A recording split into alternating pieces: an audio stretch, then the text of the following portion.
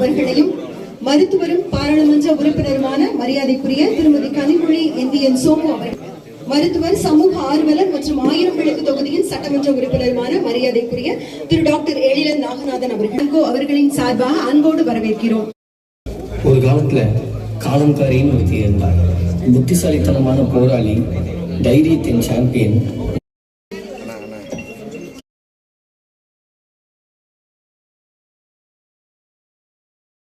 சட்டமன்ற பாராளுமன்ற உறுப்பினர் அவர்களை குத்துவிளக்கேற்றி சிறப்பு செய்யுமாறு அன்போடு அழைக்கிறோம்.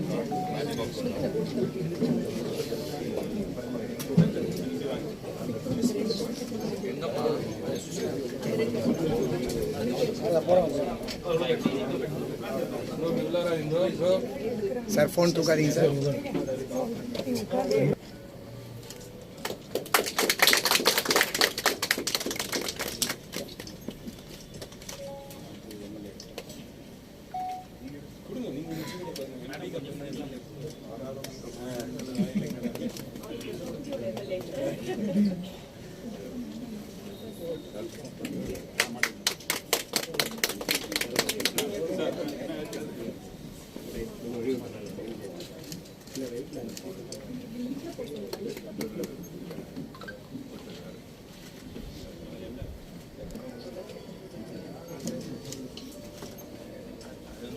சிறப்பு விழா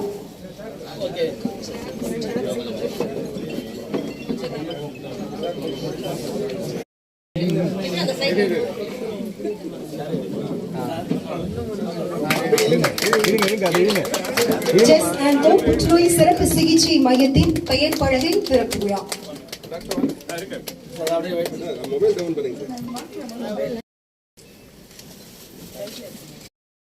பார்வையாளர்கள் அவர்களுக்கு பொன்னாடை போட்டு கௌரவிப்பார்கள்.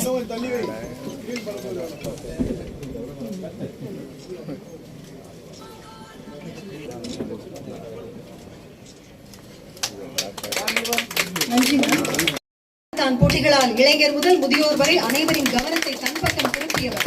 மருத்துவம், சுகம் மற்றும் சுகாதாரத்துறையில் சத்தமில்லாமல் பல சாதனைகளை செவ்வனை செய்து கொண்டிருக்கும் தமிழ்நாடு சுகாதாரம் மற்றும் குடும்ப நலத்துறையின் மாண்புமிகு அமைச்சர் திரு மா சுப்பிரமணியன் ஐயா அவர்களை வாழ்த்துறை வழங்குமாறு அன்பு டாக்டர் விஜயலட்சுமி பாலகிருஷ்ணன் மேம் அவர்கள் எம்பி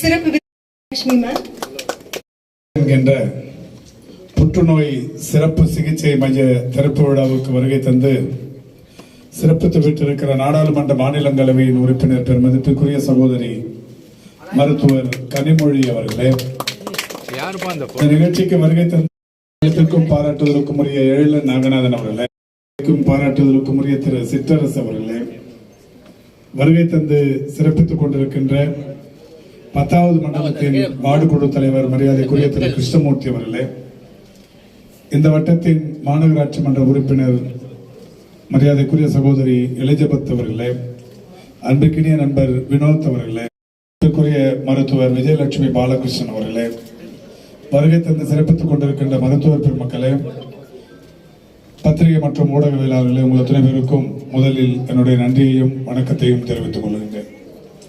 உலகை அச்சுறுத்திக் கொண்டிருக்கிற நோய்களில் முதன்மையானதாக இருந்து கொண்டிருப்பது என்பது புற்றுநோய். புற்றுநோயின் பாதிப்பு அதிகரிக்க தொடங்கியது மட்டுமல்ல, இன்றைக்கு எல்லோரையும் பெரிய அளவில் இந்த புற்றுநோய் பாதிப்புகள் குறித்து கவலை கொள்ள தொடங்கி இருக்கின்றன.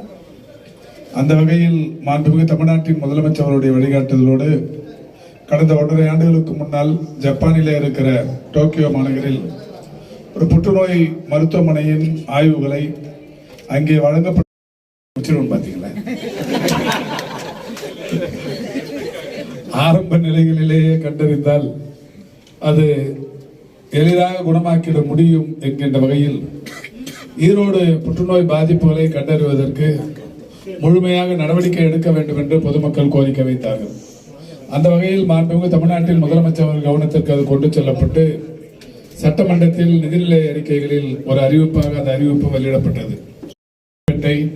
நாகர்கோவில் ஆகிய 4 மாவட்டங்களில் இருக்கிற மக்களிடையே முழுமையான புற்றுநோய்க்கான அந்த ஸ்கிரீனிங் ஒர்க்கை தொடங்கிடுவது என்று அன்றைக்கு முடிவெடுக்கப்பட்டது. மாண்புமிகு முதல்வர் அவர்களுடைய வழிகாட்டுதலோடு இந்த பாதிப்புகள் கண்டறிய தொடங்கி இதுவரை 97 பேருக்கு இந்த 4 மாவட்டங்களில் புற்றுநோய் பாதிப்புகள் கண்டறியப்பட்டு அவர்களுக்கு தொடக்க சிகிச்சைகள் வழங்கப்பட்டு வருகிறது. இந்த வகையில்தான் அண்மையில் நடைபெற்ற நிதிநிலை அறிக்கையில் மரியாதைக்குரிய சட்டமன்ற உறுப்பினர் ஏழு நாகநாதனுக்கு தெரியும், மாண்புமிகு முதல்வர் அவர்கள் அந்த 4 மாவட்டங்களில் செய்ததைப் போலவே தமிழ்நாட்டில் இருக்கிற 38 மாவட்டங்களிலும் இன்றைக்கு அனைவருக்குமே புற்றுநோய்க்கான பரிசோதனைகளை செய்திட வேண்டும் என்று அறிவுறுத்தி இருக்கிறார்கள். அந்த வகையில் அந்த திட்டம் இன்னும் ஓரிரு மாத காலங்களில் தமிழக அரசின் அரசாணை பெற்று தமிழ்நாட்டில் இருக்கிற ஒட்டுமொத்த பேருக்கும் இந்த புற்றுநோய்க்கான அந்த ஸ்கிரீனிங் ஒர்க் என்பது தொடங்கப்படவிருக்கிறது என்பதை தெரிவித்துக் கொள்ள கடமைப்பட்டிருக்கிறேன். புற்றுநோயின் பாதிப்புகள் அதிகரித்து வருகிற நிலையில் அதுக்கான சிகிச்சை அமைப்புகளும் தரமான சிகிச்சைகள் மட்டுமல்ல, பாராட்டுதலுக்கும் உரிய திரு சிற்றரசு அவர்களே, வருகை தந்து சிறப்பித்துக் கொண்டிருக்கின்ற 10வது மண்டலத்தின் வார்டு குழு தலைவர் மரியாதைக்குரிய திரு கிருஷ்ணமூர்த்தி அவர்களே, இந்த வட்டத்தின் மாநகராட்சி மன்ற உறுப்பினர் மரியாதைக்குரிய சகோதரி எலிஜபெத் அவர்களே, அன்பிற்கினிய நண்பர் வினோத் அவர்களே,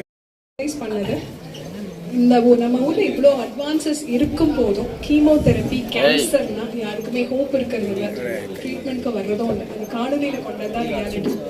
ஸோ கவர்மெண்ட்டும் நிறைய பண்ணிட்டு இருக்காங்க சார். இப்போ சொன்ன மாதிரி நிறைய அளவில் இந்தியா ஃபுல்லாக எக்ஸ்பேன்ஷனும் போயிட்டு இருக்கு. இவ்வளோ இருக்கும் போதும் நமக்கு ஏன் 30% தான் சர்வைவல் இருக்குது.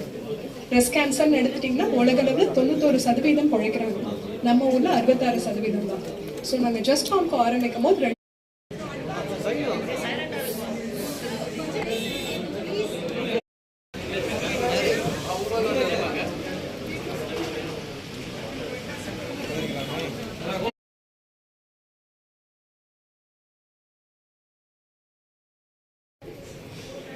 டாக்டர் விஜயலட்சுமி அவர்கள் நம்ம சிம்ஸ் மருத்துவமனையில்